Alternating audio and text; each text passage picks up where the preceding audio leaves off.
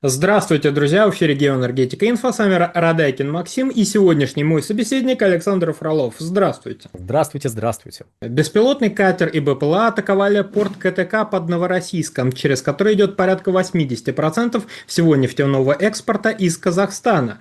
Теперь придется ограничить добычу на месторождение Тенгиз, которое на 50% принадлежит американской Chevron и еще на 25% ExxonMobil. Александр, повлияет ли данное ЧП на нефтяной рынок? Ну, на нефтяной рынок, да, частично оно повлиять может, но влияние будет, наверное, все-таки ограниченным, потому что речь пока идет не о тех объемах, которые могли бы оказать решительное влияние. Это, знаете, как ситуация в Красном море, когда там хуситы начали наносить какие-то удары, все бегали, выпучив глаза, говорили: о, боже мой, посмотрите, сейчас мировой рынок нефти рухнет, но... Кстати, если вы постоянный подписчик нашего канала, вы должны помнить, как мы говорили, что, ребят, ну, там ситуация не такая, чтобы на мировой рынок это какое-то решительное воздействие оказало, потому что можно перенаправить объемы нефти. И, кстати, про перенаправление мы сейчас прям поговорим. Невозможно перенаправить какие-то объемы нефти, точнее, там можно было перенаправить эти объемы нефти мимо Красного моря, мимо Суэцкого канала. Да, дольше придется вести, но в общем и целом после некоторых проблем, которые довольно быстро будут решены, у вас поставки нормализуются. Здесь ситуация схожая с точки зрения объемов, которые могут пострадать, точнее уже страдают, но при этом ситуация с логистикой гораздо сложнее. И вот тут нужно понять. Да, кстати, для, наверное, пущего понимания я очень советую почитать комментарий одного нашего чудесного казахстанского эксперта. Он дал нам комментарий на инфотеке по поводу этой ситуации, как раз с выкладками по поводу добычи. А я тут поговорю про логистику. Действительно, через КТК идет порядка 80% всего казахстанского экспорта нефтяного. Тут поступили вопросы в некоторых соцсетях, а может ли это быть интерес Баку и Турции, которые хотят перенаправить вот эти нефтяные потоки через свой транспортный коридор? И если вдруг вы с таким мнением встречались, давайте вот отвечу, потому что, ну, опять же, наверняка это где-то там обсуждается. Нет, это невозможно по банальнейшей причине. Там нет таких пропускных возможностей, чтобы на Баку и, соответственно, вот Турцию можно было перенаправить эти объемы из Казахстана. Какие-то объемы, да, перенаправить будет можно. И судя по сообщениям Минэнерго Казахстана, которое, ну, в смысле, Минэнерго Казахстана вызывает некоторые вопросы, но, допустим, это сообщение полностью обдуманное сообщение следующего характера. Мы сейчас будем стараться там изменить логистику, перенаправить какие-то объемы. Вот над этим работаем. Возможно, да, какие-то объемы перенаправят, но заменить Баку, ну, заменить Азербайджан и Турция направление Каспийского трубопроводного консорциума не могут. Физически не могут.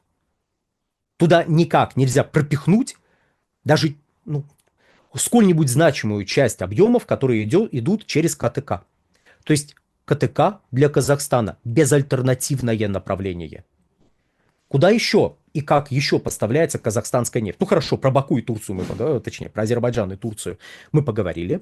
Ну, есть еще поставки по дружбе, то есть идут поставки по существующей инфраструктуре в сторону Российской Федерации, по Российской Федерации, по инфраструктуре нефтепровода «Дружба» через северную его ветку в Германию.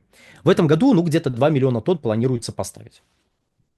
Далее, кстати, там потенциал роста поставок, ну, где-то 5 миллионов тонн. И вот чисто теоретически, еще раз подчеркиваю, чисто теоретически, я бы скорее ожидал большую загрузку на этом направлении, но тут опять же есть ряд вопросов, ответы на которые могут дать только в Минэнерго Казахстана, а они пока молчат. Далее, Казахстан направляет нефть в Китай. В том числе Казахстан направляет транзитом российскую нефть в Китай. То есть его нефть идет в Китай, и транзитом через Казахстан порядка 10 миллионов тонн нефти из России тоже идут в Китай. Казахстан – это очень важный транспортный узел, притом не говорю нефтетранспортный, газотранспортный, просто транспортный узел, потому что через Казахстан в том числе развивается часть коридора вот этого нового шелкового пути. То есть и для России, и для Китая Казахстан – это очень важный партнер. С точки зрения Казахстана, КТК периодически становился проблемой. Проблема не только с точки зрения загрузки. Ну, то есть 80% всего экспорта идет вот по одной нитке, условно говоря, по одной нитке. Это немножко тревожно. А вдруг что-то произойдет? Но и с точки зрения того, что происходило. Потому что текущая ситуация – это далеко не первое ЧП, которое происходило с инфраструктурой КТК. Там бывали разные проблемы, в том числе проблемы с отгрузочной инфраструктурой, притом за пределами периода с 22 по 25 годы. Понятно, что в наше вот это вот интересное время происходили проблемы, связанные с известными событиями, мы к ним еще придем. Но и до этого на КТК возникали некоторые аварии, некоторые технические сложности, которые заставляли казахстанскую сторону заявлять о том, что она будет искать альтернативные пути поставок нефти. Но мы в 25-м году, скоро 26-й. Судя по последним новостям, с поиском альтернативных путей поставок нефти что-то не задалось. И тут мы возвращаемся к тому, что я подчеркнул. Заявляла. То есть казахстанская сторона заявляла. А реальные шаги по изменению ситуации не предпринимались. Не предпринимались, в силу, как я понимаю, в силу простого факта. Это дорого. Любая альтернатива будет дороже. Да, можно предположить развитие поставок в сторону Китая, но тут тоже есть некоторые ограничения, про которые я сейчас скажу. Можно поговорить про развитие поставок в сторону Китая, но не Китаем единым. Поставки из Казахстана идут в разные страны, да, в ту же самую Италию. То есть в целом в европейские страны поставляется нефть из Казахстана не только по трубе, по дружбе, но и морем. А эти морские поставки идут, вот, пожалуйста. Марка CPC поставляется, Каспийский трубопроводный консорциум, поставляется через соответствующую инфраструктуру того самого КТК. CPC это, по-английски просто, эта смесь так называется. Понятно, что через КТК идет не только казахстанская нефть. Если говорить про абсолютные показатели, то там за сутки проходит где-то 1 миллион 100, 1 миллион 200 тысяч баррелей, из которых примерно миллион – это казахстанская нефть. И где-то 150 тысяч баррелей – это нефть российская. То есть для нас, исходя из вот этих вот абсолютных показателей, КТК не столь значим, как для Казахстана. Любые другие направления, включая направления через Азербайджан, Тбилиси, Баку, Джейхан, вот все эти направления, они немножечко дороже получаются. И необходимы значительные капитальные затраты, которые не факт, что окупятся. Просто потому, что вы будете дороже поставлять по альтернативному маршруту, чем по КТК. И когда вот садятся с калькулятором, считают, сколько денег надо потратить, сколько вы будете тратить на транспортировку, сколько в конце концов вы получите как государство от вот этой работы, вы понимаете, а зачем это надо? И вот тут мы еще поговорим про государство. Опять же, я приглашаю почитать высказывания наших уважаемых казахстанских экспертов на эту тему. Заходите на Инфотек, там, собственно, ряд статей на эту тему недавно опубликован. Значительная часть казахстанской нефти добывается не Казахстаном. То, что у нас говорят, Казахстан нарастил, или Казахстан не снижает объемы добычи. Правда? Казахстан? А давайте мы присмотримся к этому Казахстану и обнаружим, что на самом деле это ряд западных компаний, которые кивают, когда им из Астаны говорят, ребят, есть соглашение ОПЕК+, которое регламентирует объемы добычи.